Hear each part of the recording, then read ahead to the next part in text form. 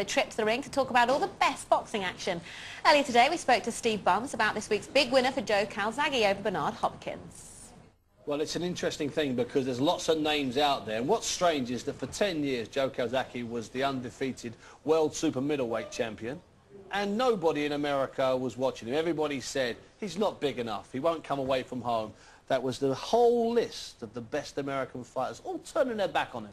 And suddenly he deigns to go to America, he beats Hopkins, and half a dozen of the guys that had been turning him away, refusing him for the last 10 years, are jumping all over him. Everybody fancies a bit of Joe Calzaghe. He could have 10 more fights and still have a shopping list. How did it rank in the great fights involving British boxers, do you think? I think it ranked incredibly high, but because here's the thing, he had to go overseas, nearly 15,000 people, and he took about 8,000 or 9,000 with him. Whenever Bruno went to Vegas, or Lennox Lewis went to Vegas, or Nassim Hamid went to Vegas, they didn't, between the two of us, they took about 4,000 or 5,000.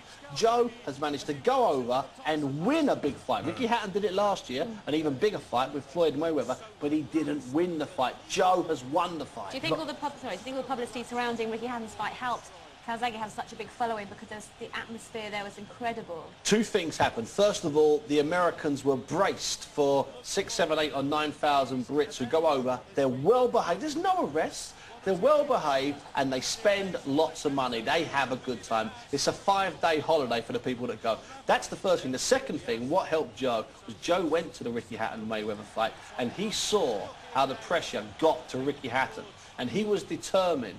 Last December, after he came back, I remember travelling back with him and him saying, I'm not going to let that happen to me. I'm going to keep my head. So he did learn from that experience. The Americans loved it, the fans loved it, and Joe clearly loved it. Steve, we just saw there Joe floored in the first round. What does that do to a fighter's confidence? Surely that's the last possible thing you need, is to be put on your backside in the first round. It was for Joe, especially against a guy like Hopkins, who, by the way, is a good finisher. I was a bit surprised that Hopkins didn't steam in. And watching Joe, I was doing it in the studio this end with Barry McGuigan and our own Paul Dempsey, and we were privy to what the conversations in the corner between Enzo Calzaghe, Joe's trainer, and Joe.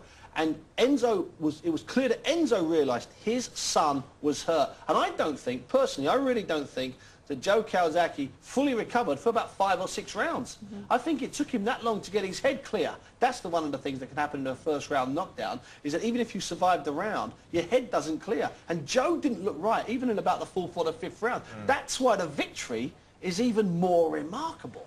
Definitely. Well, as you said, he won a split decision. Who do you think? You said there's so many fighters now lining up, wanting a piece of the action. Who's your money on who's going to be fighting next? The first thing I thought on the night, and I still think is a possibility, is a rematch. Because it was a split decision. I think Joe won. There's an awful lot of people in America, in fact an awful lot of people in this country, who thought Hopkins won. Hopkins, as we said on this show last week, he thinks he won. So that's one option. I'm not sure that's really going to attract as many as fight number 2, which is a possible showdown with a guy called Roy Jones, who is, by anybody's standards, a boxing legend, a boxing icon. Roy Jones, within half an hour of that fight ending, Roy Jones was doing interviews with the British press whilst Joe was having a shower, saying, I'll fight him here, I'll fight him in Cardiff, I'll fight him anywhere. I want 2 fights, not 1 fight, I want 2 fights. And another guy that's just thrown his hat in the ring is Antonio Tarver. Of course, we had winning the world title from Britain's Clinton Woods just a few weeks ago. And what Tarver said makes a lot of sense. Tarver said, I've got 2 world light heavyweight belts. I've got 2 of the belts.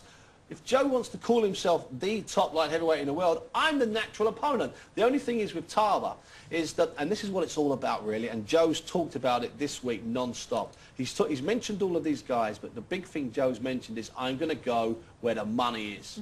It's that simple. Let's not confuse anything. Joe needs now to cash in on his status. And so there's those 3 guys. There's another guy, a young guy called Kelly Pavlik. This is perhaps the hardest sell. It's the best fight and it's also the hardest fight, but it's the hardest sell to the greater public, to the bigger public. And that's why I think Roy Jones is favourite. But I don't think the fight's in November, and I don't think it's in the Millennium Stadium. I think it might be in November. I think the first of those 2 fights could be in Las Vegas or somewhere else in America. Okay, well, we've heard from Steve. I mean, the dust has settled. The swelling is slowly coming down around Joe's nose. Here's what Joe had to say himself about a next possible fight. I said at the beginning of the year I wanted 2 big fights. One's out of the way, and I have to weigh it up. Roy Jones is a possibility, but like I said, go away and weigh it up. But my next fight's going to have to be a super fight. That's what I do now, fight big fights. All the attraction around him, they're all going to be queuing up, he said, all the money. But what comes after it? There's talk he'd become a co-promoter with Frank Warren. Well, he fancies a bit of co-promotion. He's seen what Golden Boy, there's a guy called Oscar De La Hoya. They're arguably one of the greatest fighters in history. In fact, he fights next Saturday. We might talk about that later on. And Golden Boy has become a promoter and a boxer. And I think Joe's realised how much money Golden Boy had generated in America this year. Between January the 1st and the 31st of December, Golden Boy, the company, will generate in sales, okay, that's pay-per-view and at the gate, $1 billion. Just, I mean, it makes the profits at Arsenal, Chelsea and Manchester United, Inter Milan and Barcelona look ridiculous. Yeah. So that's how much money they make. And I think Joe fancies a bit of that. I think Joe will be a good trainer, oddly, and a lot of good fighters aren't good trainers. I think Joe could also work in the gym.